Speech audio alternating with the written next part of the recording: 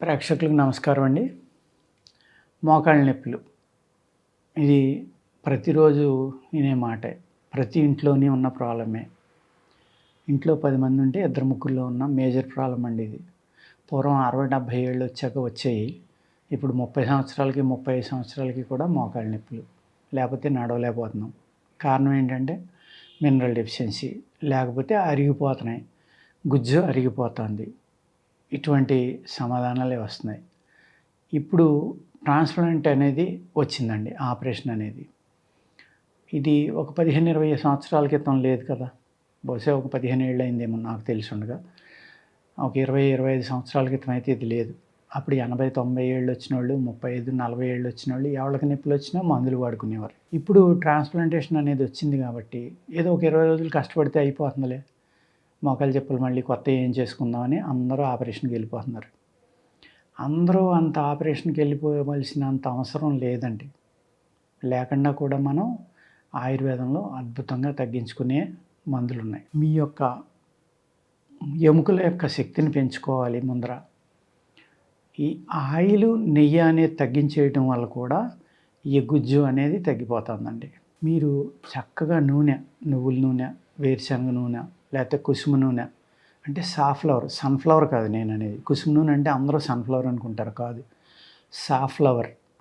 ఇటువంటి నూనెలు వాడుకోవడం, పడుకునేటప్పుడు మీ జాయింట్స్‌కి కాస్త నువ్వుల నూనె లాంటిది మర్దనా చేసుకుని, కొబ్బరి నూనె కానీ నువ్వుల నూనె కానీ రోజు మర్దనా చేసుకుని పడుకున్నారనుకోండి, ఈ గుజ్జు కరిగిపోవడం అనేది ఉండదండి. ఈ గుజ్జు కరిగిపోవడానికి కారణం కూడా ఏంటంటే మనం తినే ఆహారంలో ఉన్న కెమికల్స్. వాటి వల్ల ఏమవుతుందంటే ఈ గుజ్జు అనేది తగ్గిపోతుంది. గుజ్జు పెంచుకోవాలంటే ఏం చేయాలి? అశ్వగంధ లాంటిది, లేకపోతే శిలాజిత్తు, లేకపోతే శతావరి, దోలగొండి, ఇలాగా అనేక అద్భుతమైన మూలికలు ఆయుర్వేదాలో ఉన్నాయండి. ఈ అన్నిటితోటి కాంబినేషన్ తోటి వచ్చే లేహ్యాలు ఉంటాయి. ఈ లేహ్యం తినటం వల్ల ఏమవుతుందంటే, ఇటువంటి లేహ్యాలు తినటం వల్ల మీ యవ్వనం తిరిగి మీకు వెనక్కి వస్తుంది, మ్యాన్ పవర్ పెరుగుతుంది. స్త్రీలకి మోకాళ్ళ నొప్పులు తగ్గుతాయి. స్త్రీలకి తొందరగా వస్తున్నాయి ఈ మోకాళ్ళ నొప్పులు అనేది. ఫిమేల్లో ఎక్కువ చూస్తున్నాం. ఎందుకు అంటే వాళ్ళకి మంత్లీ మెన్స్ట్రువల్ సైకిల్ అనేది ఉందండి, బహిష్టు అంటాం కదా. ప్రతి నెలకి ఒక 4-5 రోజులు ఆ బహిష్టు అనే ప్రక్రియ ఉండటం వల్ల ఆ టైంలో బ్లీడింగ్ ద్వారా వీళ్ళ బాడీలో ఉన్న మినరల్స్ ఎక్కువగా వేస్ట్ అయిపోతూ ఉంటాయండి. దానివల్ల స్త్రీలలో ఈ మోకాళ్ళ నొప్పులు అనేవి చాలా ఎక్కువగా ఉంటున్నాయి. వీళ్ళు ఏం చేయాలంటే 35 సంవత్సరాలు వచ్చినప్పటి నుంచి జాగ్రత్త తీసుకుని కొంచెం మునగాకు లాంటిది, అలాగే కాల్షియం ఎక్కువగా ఉన్న ఆహారం, నాన్ వెజ్ తినేవాళ్ళు అయితే చిన్న చేపలు, లేకపోతే బోన్పాయ లాంటివి తింటాం. వెజిటేరియన్స్ అయితే ధనియాలు, కొత్తిమీర, కరివేపాకు, మునగాకు, ఇలాగ కాల్షియం ఎక్కువ ఉన్నాయి. అనేక రకాలు ఉన్నాయండి. పాలలో కూడా మంచి కాల్షియం ఉంది. మినరల్ డెఫిషియన్సీ లేకుండా చూసుకోండి ఫస్ట్. సెకండ్ థింగ్ ఇది చూసుకోండి. ఎందుకంటే మా దగ్గరికి వచ్చి ఈ కీళ్ళ నొప్పులు అన్న వాళ్ళకి మేము మందు ఇచ్చిన తర్వాత తగ్గట్లేదు 2 నెలలు అయినా అంటే, మా మందు ఎట్టి పరిస్థితిలో 1-2 నెలల్లో సమాధానం చెప్తుంది. తగ్గట్లేదు అంటే మాకు డౌట్ వచ్చి అది 20 ఏళ్ళు అవనివ్వండి, 30 ఏళ్ళు, 50 ఏళ్ళు, ఒకసారి D3, B12 చూడమంటున్నాం. కంపల్సరీగా D3 తక్కువ ఉంటుందండి చాలామందికి, B12 తక్కువ ఉంటుంది. ఈ మినరల్ డెఫిషియన్సీ వల్ల కూడా అనేక రకాలైన సైడ్ ఎఫెక్ట్లు వచ్చి ఈ యొక్క గుజ్జు అరిగిపోవటం అనేది జరుగుతుంది. ఇందులో ఇంకొక కారణం ఏంటంటే, ఈ స్త్రీలు వంటింట్లోని ఇంట్లోని వాళ్ళు ఉదయం నుంచి సాయంత్రం దాకా పని చేసుకునే వాళ్ళు అయితే మినిమం 5-6 కిలోమీటర్లు నడుస్తారండి. వీళ్ళు ఏం చేస్తున్నారు, ఈవినింగ్ మళ్ళీ నడిస్తే మంచిదని మళ్ళీ 5-6 కిలోమీటర్లు గంటన్నర నడిచేస్తున్నారు. దానివల్ల కూడా ఈ గుజ్జు తగ్గిపోవడం, ఎముకలు అరిగిపోవడం జరుగుతుంది. మరొక విషయం ఏంటంటే, మనిషిలో శక్తి తగ్గినప్పుడు మన మజిల్స్ ఏవైతే ఉన్నాయో, వెన్ను పక్కన ఉన్న మజిల్స్ అవనివ్వండి, నెక్ మజిల్స్ అవనివ్వండి, హిప్ మజిల్స్ అవనివ్వండి, తొడల ఎముకలు అవనివ్వండి, పిక్కల దగ్గర కానీ, ఈ ఎముకలన్నీ ఏమవుతుందంటే బాడీ వెయిట్ ఎముకలు ఒకటే కాదండి మోసేది, మన మజిల్స్ కూడా మోస్తాయి. ఈ బరువుని మోసి మజిల్స్ ఎప్పుడైతే వీక్ అవుతున్నాయో అప్పుడు ఏమవుతుంది, ఈ వెయిట్ అనేది ఎముకల మీద పడిపోతుంది, మీ శరీరంలో ఉన్న బరువు. అందుకు వ్యాయామం చేసినప్పుడు ఏమవుతాయి, మీ మజిల్స్ స్ట్రెంగ్తీగా ఉంటాయి. స్ట్రెంగ్తీగా ఉన్నప్పుడు కొంత వెయిట్ని అవి తీసుకోవడం వల్ల ఏమవుతుందంటే, ఈ ఎముకల మీద ఎక్కువ వెయిట్ పడిపోవడం వల్ల ఈ దగ్గరికి వచ్చేసి ఆ వెయిట్ అలా ఉండిపోయి దానికి సరిపడి మనం ఏం చేస్తున్నామంటే మనకి అవసరమా లేదా, వాకింగ్ అనేది, రన్నింగ్ అనేది అవసరమా లేదా, జిమ్ అనేది చేయొచ్చా చేయకూడదా, అలాగా దేని గురించి ఆలోచించకుండా మన పక్కోడు ఏదో చేస్తున్నాడని మనము చేసేస్తాం. దానివల్ల అనేక ప్రమాదాలు జరుగుతున్నాయండి. సరైన షూ వేసుకోకుండా నడవడం, అప్ అండ్ డౌన్ ఉన్న గ్రౌండ్స్లో నడవడం. పూర్వకాలం అయితే ఎలాంటి గ్రౌండ్లో నడిచినా ఎవరికి ఏమి లేవు. ఇప్పుడు వాళ్ళు సెన్సిటివ్ అయిపోయారు కాబట్టి ఈ నడిచి గ్రౌండ్ కూడా లెవెల్గా ఉండేలాగా గోతులు గొప్పులు లేకుండా, అదేవిధంగా మంచి మెత్తటి షూ వేసుకుని నడవడం వల్ల, ఈ వ్యాయామం వల్ల ఎప్పుడైతే మీ ఎముకలు గట్టిపడి మీ మజిల్స్ స్ట్రెంగ్థెన్ అయినాయో, అవి కొంత వెయిట్ మోయటం వల్ల, మీరు వ్యాయామం చేయటం వల్ల ఓవర్ వెయిట్ కూడా తగ్గటం వల్ల ఆటోమేటిక్గా మీ ఎముకల లోపల ఉన్న గుజ్జు అరిగిపోకుండా ఉంటుందండి. ఆయుర్వేదంలో చాలా అద్భుతమైన మెడిసిన్స్ ఉన్నాయి, మా దగ్గర కూడా ఉన్నాయి. ఎముకల నొప్పులు తగ్గించటే కానీ, ఈ ఎముకలు మోకాళ్ళు గుజ్జు అరిగిపోవడం, మోకాళ్ళ నొప్పులు, కీళ్ళ నొప్పులు ఇవన్నీ కూడా వాత వ్యాధుల్లోకి వస్తాయండి. ఈ వాత వ్యాధులకి అనేక మందులు ఉన్నాయి ఆయుర్వేదంలో.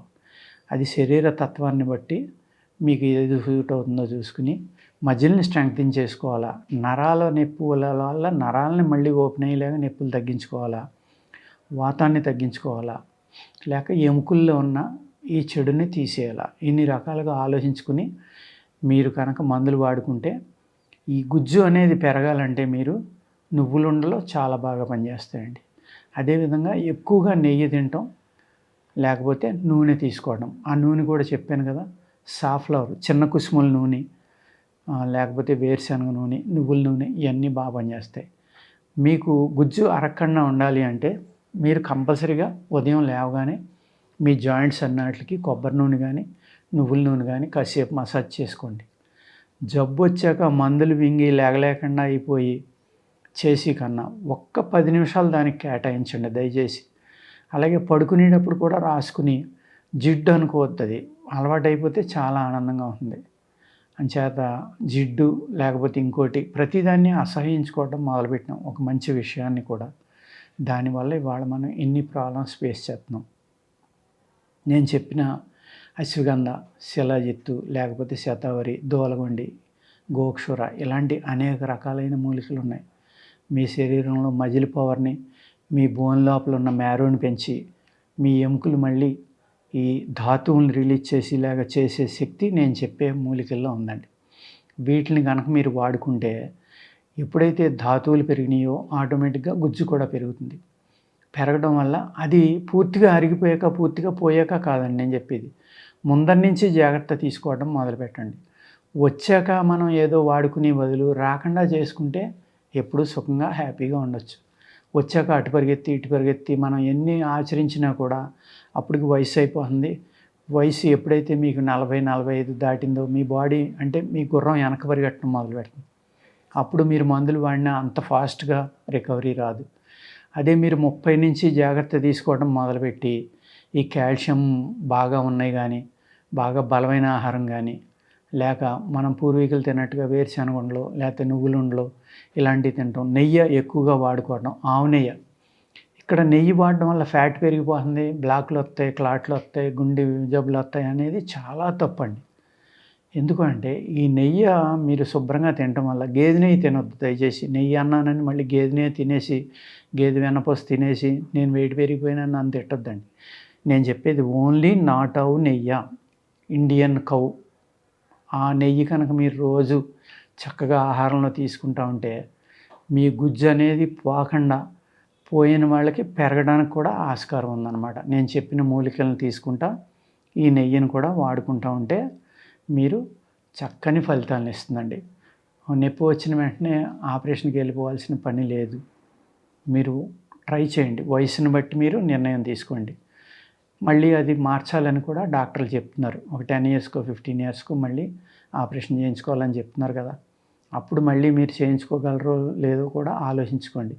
ఎప్పుడూ కూడా ఒక న్యాచురల్ ఉన్న పార్ట్ న్యాచురలే, ఆర్టిఫిషియల్లే. కోతే. అది అతుక్కున్నాక కూడా అక్కడ ప్యాచ్ అనేది కంపల్సరీగా ఉంటుందండి.